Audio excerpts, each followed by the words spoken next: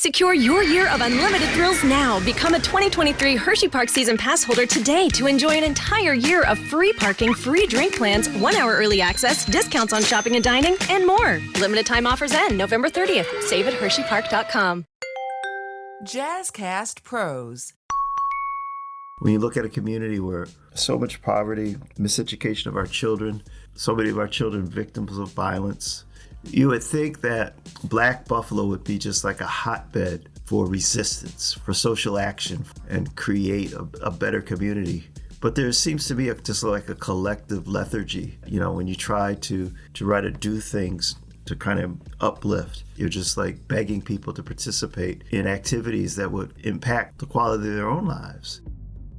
Welcome to Igniting Hope Radio, where we realize the differences between equity and equality. Here at the Buffalo Center for Health Equity, quite frankly, we don't want equality, we want equity. Here in Buffalo, New York, 12 years of life is lost by each person living in specific areas of Buffalo because of their race. 0% of health should be determined by where a person lives. We want equity. The only way to change hearts and minds is through emotional engagement, to get people behind it, and continuously support the concept with facts. This is our aim and our mission weekly as you join Pastor George on Igniting Hope Radio. Hello, good morning, good day, good afternoon, whatever time of the day that you're tuning in. Thank you for tuning in to Igniting Hope Radio Podcast. It's your co-host, Kimberly Slugarambe, with Pastor George F. Nicholas. Today we have a very special guest, and her name is Erin M. Moss. Erin M. Moss is a mental health counseling private practitioner. She's dedicated to helping take care of mental health to improve quality of life. Erin has provided therapy for children, teens, and adults facing mental health challenges, including depressive disorders, anxiety disorders, domestic violence, trauma, multicultural concerns, family conflicts, and self-esteem building. So it's no surprise that Erin will be one of our facilitators for the You Are Not Alone 4-part series conversation, teaching us how to identify harmful and risk behaviors. At this time, I'd like to bring to the mic none other than Pastor George F. Nicholas. Pastor George F. Nicholas, talk to the people. So this is Pastor George Nicholas. I am the chair of the Buffalo Center for Health Equity and the African American Health Equity Task Force, as well as the senior pastor of Lincoln Church here in the city of Buffalo. And thanking you for joining us this morning, afternoon, or evening, whenever you're listening. You know, when you think about our people historically and thinking about the arts, the whole genre of the blues, which is absolutely a brilliant artistic expression of just the emotional trauma that we have gone through and continue to go through as a people. But then I juxtapose that off, not all, but some of the music that's kind of popular today, that some of it sounds like a cry for help. Some of it is re-traumatizing, I think, our community. Some of it is almost uplifting some of the most painful elements of our community. How do you think about the psycho and mental and emotional condition of our people and its relationship to the arts and the expressions of our art forms? What do you think about? What does that make you think about? Such a great question. I love this because I actually went to the Performing Arts School here in Buffalo, New York, grades 5 through 12. So that was the basis of my whole education from age 10 to 18. And I was a vocal music major. I believe that arts, music is a free expression, and it is, one of the few places where you can just be what you want to be and say what you want to say. And I believe in protecting music. That doesn't mean that every song or every lyric is for everyone, but I do believe in the power of music, and those lyrics speak to someone. When we look at, hip hop and rap kind of culture, I think everything has its place. When I think of some of the lyrics in there, some of the rap artists, a bit vulgar and things that are going on, but they're real things that are going on in the communities. I'm not saying that's the only thing going on, but that is someone's reality. That is someone's window. And so it's interesting as we, look at the times and the genres of music and how things have transformed. Some of the beats and things, the instrumentals sound different, but some of the themes are the same. There's a lot of hardship when we look at the Black struggle that is communicated through music, whether we like it or not. If we go to some of these neighborhoods, this is exactly what we're going to be seeing. This is the window that we're talking about. And so if we want different music, if we want people to express things differently, how do we change the way people see the world? That's a good point, and I'm deeply concerned with the state of Black America and specifically our community, Western New York.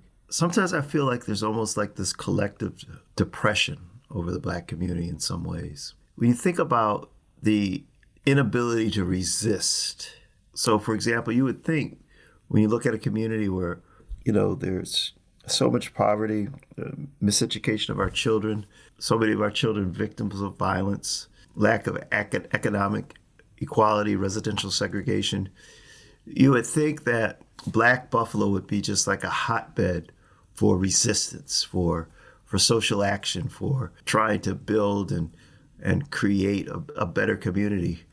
But there seems to be just like a collective lethargy that, when you try to do things to kind of uplift, you're just like, begging people to participate in activities that could impact, the quality of their own lives.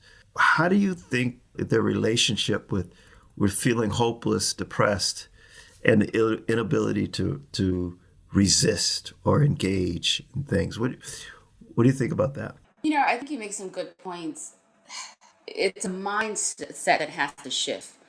Oprah talked about how when she, started getting fame and notoriety and, more income, that she wanted to buy a neighborhood and move everyone there and pay for this, new Black community and to, have people living well. And she realized that it's a mindset shift that would not have worked, that it wasn't just as simple as changing the environment, of telling people this is what you can do, this is what you have access to, but people have to want it for themselves. And I think about that when I think about Buffalo, and not just Buffalo, other places. This is our window, but I know there are many other places that match what we have going on here in Buffalo. And somehow people have to want something more for themselves. A lot of the, professional scene or young professionals in Buffalo come from these very same environments that we're talking about. I grew up on Buffalo's East Side, and I'm proud to say that. I think it's all about wanting different. I think it's all about having the courage to try, even with your voice trembling, even not knowing, but to want something more for yourself. I think we mean well in wanting to introduce people to new programs and systems and things that they can use. But I think a lot of times we have to meet individuals where they're at. We have to find out what their needs and concerns are. We have to hear their struggles. And it's a step-by-step process to changing someone's mind first before people can really take to what it is that you're trying to introduce. What do you do, Erin, to feed your spirit, to feed your mind, to feed your body, to keep you whole and not allow for, the collective trauma of our experience and just the challenges that we face on a day-to-day basis? And then you even exposing yourself even more to not only dealing with the issues that you face in your own journey, but taking on the issues of others. What is your practice to keep yourself whole?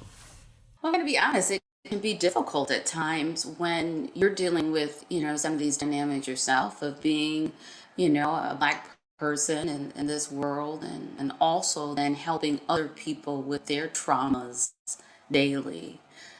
It can be a lot at times, but I have to be intentional about taking care of myself. And that's something that I tell other people that they have to do. They have to make room for it. Sometimes it doesn't always feel like to me that I want to do that. Maybe I'd rather just go to sleep or, not, go somewhere with my friends or families, but I force myself sometimes to do that, to get out of that place of feeling stuck or low. For me personally, I recharge in nature. I really feel God's presence in environments that aren't bogged down with buildings and pollution and, a lot of people and a lot of noise. I like to be places that are peaceful, calming, and serene. And in those places, I can hear my own thoughts. I can connect with myself. I can connect with God. And I feel like the weight of the world is lifting. And so that's something that I like to do, whether it is I'm able to take a trip out of town or if I'm able just to go to a park in my neighborhood and take a walk and look at the leaves and the different things in nature. It really helps me to get away from the hustle and bustle of the world. So we're getting to the end of our time together, and we certainly will have you back because we want to really kind of.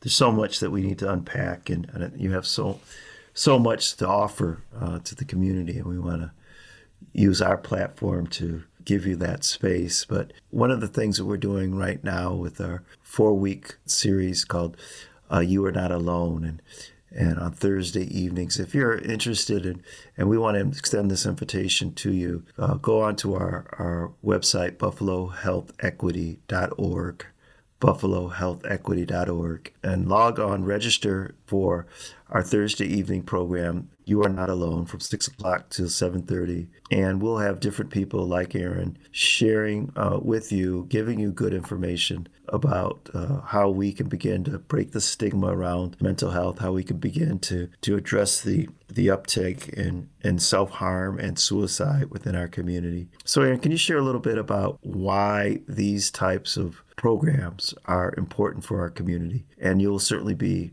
leading us in conversation this Thursday. When we talk about the world being so fast-paced today, how great is it that you can connect to a program where you can learn something, from your phone, from your device?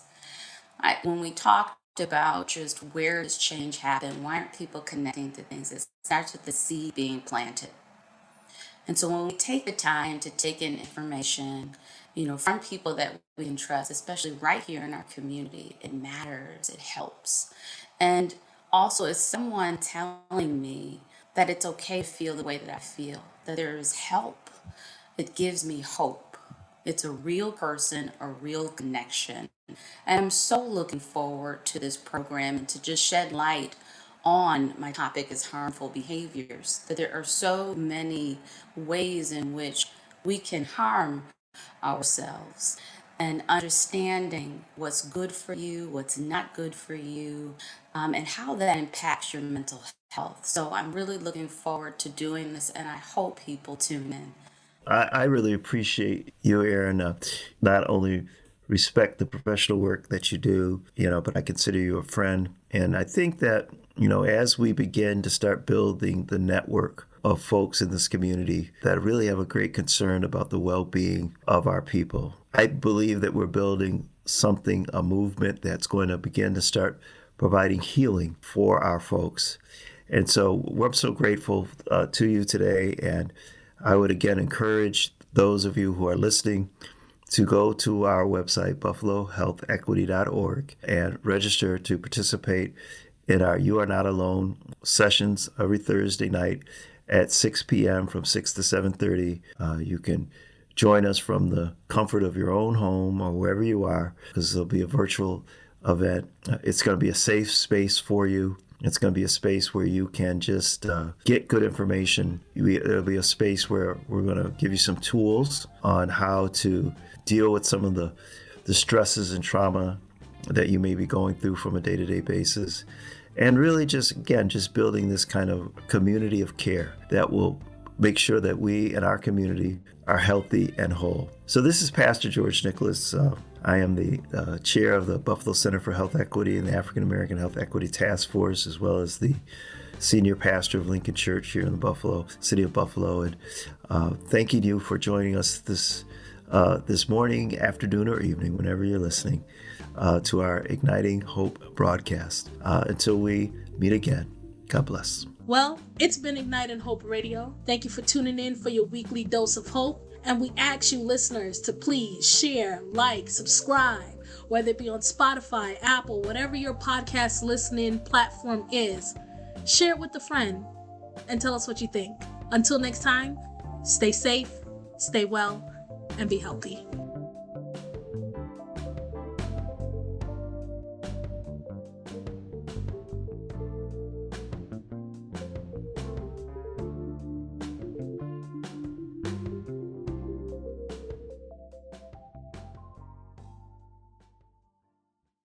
Is inflation taking a bite out of your grocery budget? Andrews Federal Credit Union is here to help. Introducing our Inflation Buster Share Certificate with 5% APY for 7 months, now through December 2nd. Bring your money to Andrews Federal Credit Union today. The Inflation Buster account must be open with new money. Andrews Federal Credit Union membership is not just for the military. We also serve the community. Visit andrewsfcu.org. Federally insured by NCUA. Membership eligibility required. APY equals annual percentage yield. Must have $1,000 minimum balance to earn advertised APY. We are all entitled to sexual health, just as much as physical and mental health.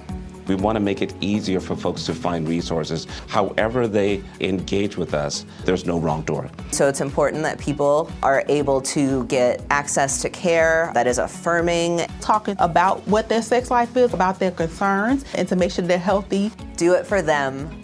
Do it for you, Montgomery County. Your sexual health matters. Visit doitforyoumc.org.